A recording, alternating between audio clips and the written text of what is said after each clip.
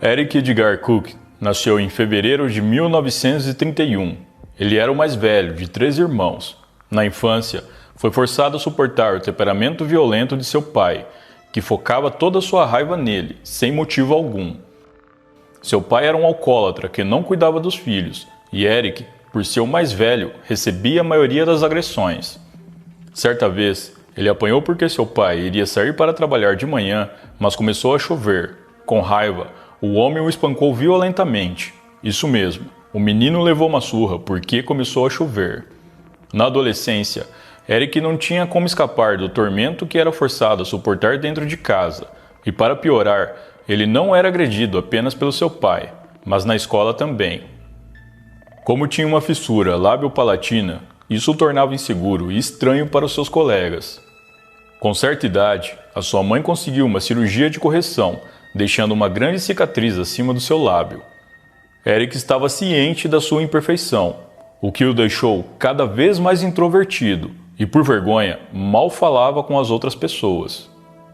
Para evitar a violência por parte de seu pai, ele vagava pelas ruas à noite e, quando voltava para casa, se escondia embaixo da cama. A frustração e a rejeição que sofria quase todos os dias de sua vida resultou em um ataque de fúria, quando certa vez ele ateou fogo na igreja local. Eric fez isso porque tinha feito um teste para entrar no coral da igreja, mas foi negado.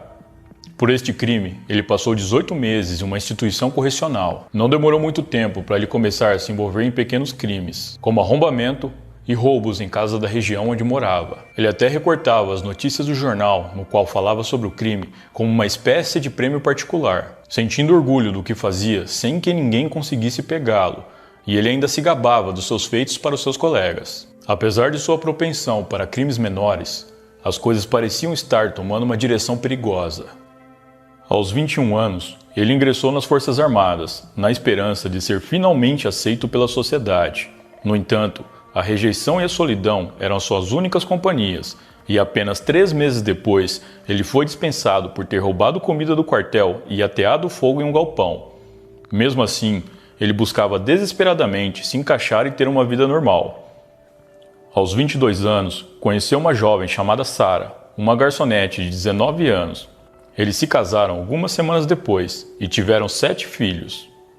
No entanto, Eric ainda nutria desejos criminosos incontroláveis dentro de si, e esses desejos estavam tomando conta de sua mente perturbada.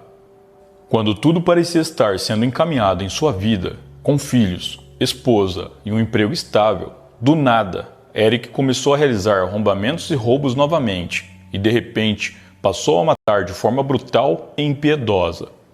Ele não tinha um modus operandi definido, matando aparentemente ao acaso, e suas vítimas variavam muito. Eric matou por atropelamento, esfaqueamento, estrangulamento e arma de fogo, deixando a cidade de Perth totalmente aterrorizada por um maníaco desconhecido. O seu comportamento era estranho e inconsistente para um serial killer, o que dificultou e muito o trabalho da polícia. Quando usava arma de fogo, elas variavam de revólveres a rifles de diversos tipos e calibres. Algumas vítimas foram esfaqueadas não só com facas, mas com chaves de fenda, tesouras e até um espeto de carne. Outras foram brutalmente atacadas com um machado.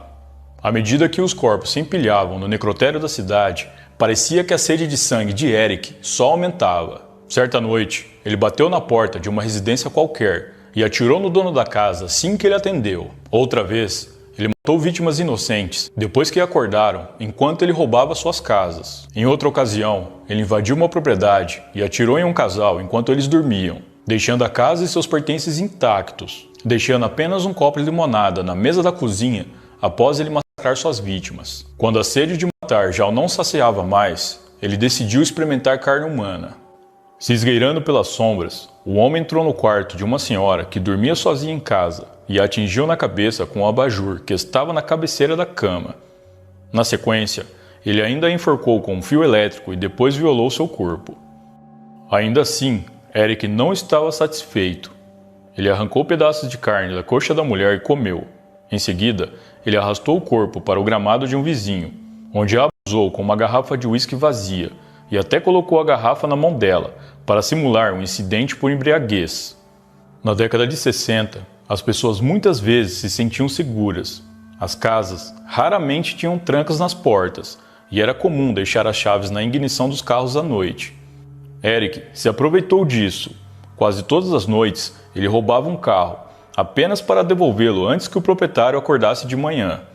No entanto, ele não pegava o carro para dar um passeio. A polícia descobriria mais tarde que alguns dos veículos que ele roubou estavam envolvidos em vários atropelamentos. Enquanto isso, os investigadores trabalharam duro para capturar o homem que estava aterrorizando a cidade de Perth. Durante a investigação, mais de 30 mil suspeitos foram averiguados. Todos os homens acima de 12 anos tiveram suas impressões digitais registradas na delegacia, e mais de 60 mil armas de fogo foram localizadas e enviadas para análise. Um rifle suspeito foi encontrado escondido em um arbusto em agosto de 1963. Testes balísticos provaram que a arma havia sido usada no assassinato de uma mulher chamada Shirley MacLeod. A polícia estava a um passo de prender o Nightcaller. Eles decidiram usar inteligência e pensaram numa estratégia que, se desse certo, acabaria com isso de uma vez por todas. Os oficiais então retornaram ao local onde o rifle foi encontrado e colocaram um rifle idêntico no lugar, mas com um defeito que o impedia de atirar. A polícia esperou o assassino voltar para pegar esse rifle no esconderijo improvisado, mas os dias se passaram e nada do criminoso aparecer. Até que, 17 dias depois, Eric caminhou vagarosamente até o arbusto para pegar sua arma escondida.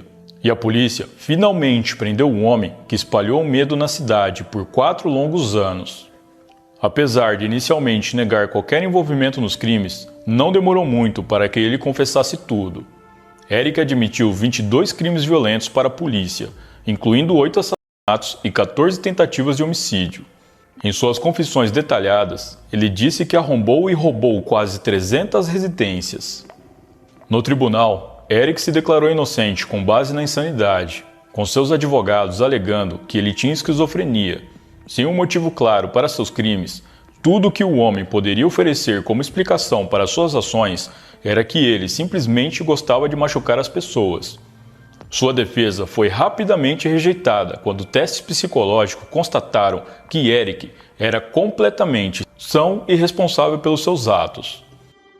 Ele foi condenado em 28 de novembro de 1963, após um julgamento que durou 3 dias. Sua sentença de morte seria executada por enforcamento. Apesar de ter motivos para apelar de sua condenação, ele ordenou a seus advogados que não fizessem nada, pois tinha cometido os crimes e merecia ser punido. Mas Eric ainda tinha uma última coisa que precisava ser esclarecida antes de ser executado. Minutos antes de sua execução, em outubro de 1964, ele jurou perante a Bíblia que tinha sido o responsável pela morte do casal Gillian Brewer e Rosemary Anderson, cujos acusados tinham sido Derry Bamish e John Button. Mas àquela altura, os 2 homens estavam em liberdade condicional. Posteriormente, eles tiveram as penas anuladas e receberam uma retratação financeira do Estado. Eric Edgar Cook, o Nightcaller, foi a última pessoa na Austrália Ocidental a ser enforcada.